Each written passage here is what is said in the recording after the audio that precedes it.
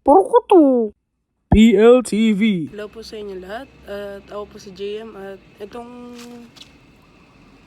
channel po na to ay pinangalanan ko Pigeon Love. At ayan, this is my first time na mag-aalaga ako ng kalapate, at nais ko sana mahingi ng tips sa inyo kung paano magparami. At ayan, lipad tayo kanina at ito si Pochi.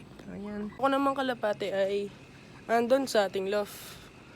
At sinama ko muna yung kalapati ko na yun sa babae na kakabili ko palang kahapon. So, di ko alam kung talagang ganito ba ginagawa nila pag nagme-mate. Kasi parang binubugbog ng lalaking babae eh. Ito guys, tignan nyo. Ayan yung tiger grizzle ko. Di ko alam kung tiger grizzle ba to. Yan yung lalaki, tapos yun yung babae.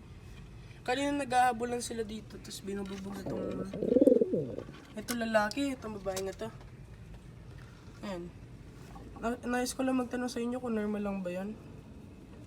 Kasi di pa naman ako expert sa pag-alaga ng kalapati at first time ko pala mag-alaga. Itong lalaki nga natin ay grizzle, tapos yung babae ay blue bar. Ayan. Ayan guys, nandito tayo sa loob ng bahay and it's, malapit naman matulog. So, I will update you guys for tomorrow's video. Ayan, salamat sa panonood.